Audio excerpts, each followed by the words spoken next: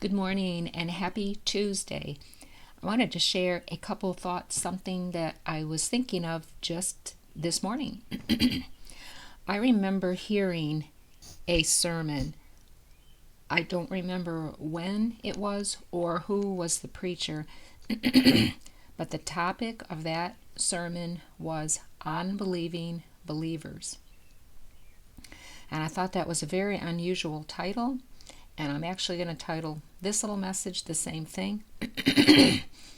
And I didn't really understand that message back however long ago I heard it, but I'm beginning to truly understand what that preacher was talking about now, and I want to share my thoughts. So that's a little tidbit that I want to share today. Now, when I think about what is a believer, I think about faith, and I found something here because there's always so much good stuff that you can find on the internet. This particular one from dailyverses.net, they list 79 Bible verses on faith. I'm not going to read 79. I will share the link, but I will read a couple of the verses. One very famous verse used for a lot of sermons, as it should be, is Hebrews 11, or chapter 11, the first verse. And it says, "Now faith is the substance of things hoped for, the evidence of things not seen." So I'm going to put that list of Bible verses down for just a moment. And I want to read something else too, that has a little commentary about Hebrews 11, verse 1.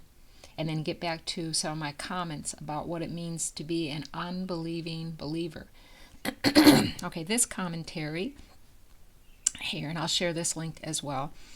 It says, in the phrase faith is the substance of things hoped for, Paul is showing what faith does in an operative sense. So I want you to think of the word substance, like what is substance? Faith undergirds or stands under. Faith is the foundation for what we hope, the foundation that implies within God's purpose. All right, hang on, let me close this little thing here. Faith means that which stands under. Faith is the foundation for what we hope, the foundation for our relationship with God, and everything that implies within His purpose. Faith is the very beginning of everything that really matters spiritually. All right? By saying that it is the evidence or assurance, the word can literally be translated as title deed. But faith is the assurance for what we hope for. The author comes much closer to defining what faith is. In its simplest form, faith is merely belief. As our understanding becomes more complex and operative, or I will say, like in my case, the more I'm understanding what, like like how to not be an unbelieving unbeliever, but to be a believing believer. When we walk more in the Word and understanding the Scriptures become more complex and operative, when we begin to put faith to work, it becomes confidence. And finally, in its best form, when it becomes fully operational, it is trust. This trust, this full measure of faith, is alive and works within our relationship with God. Okay, so I'm glad for that little bit of commentary, and I'll share that as well.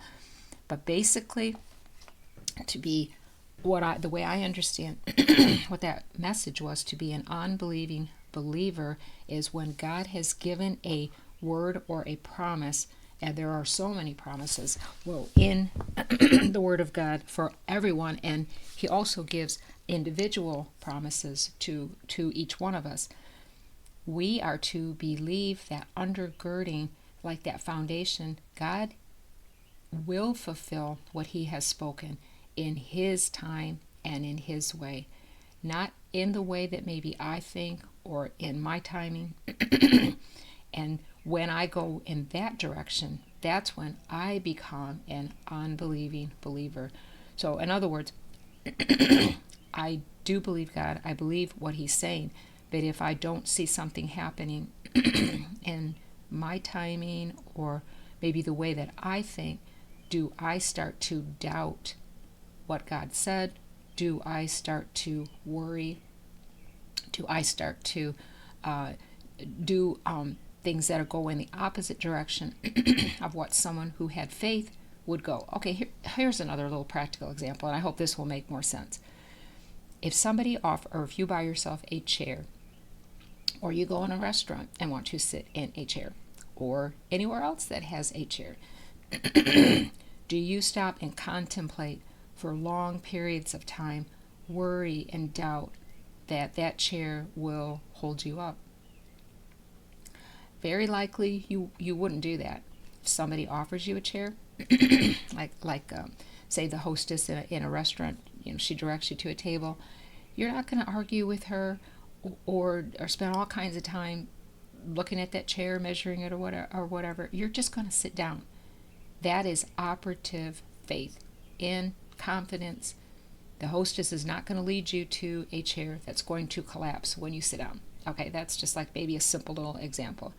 But I'm going to use that as an example for my own life, because I ask the Lord to forgive me for being an unbelieving believer at times. I don't want to be like that. I want to be a believing believer.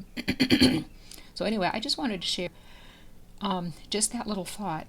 And these scriptures, 79 Bible verses, 79 Bible verses on faith, for you to just really be focusing on it. Like here's just another one here real quick before I hop off here. 2 Corinthians 5 verse 7. For we walk by faith, not by sight. We live our Christian life with that undergirding, that confidence, what God has said, that He will fulfill the good plans that He has for all of us in His time and His way, for His glory, for His kingdom, for our huge benefit. So I just wanted to share that, and I hope this is a blessing to you. And until next time, have a terrific Tuesday. Okay, thank you.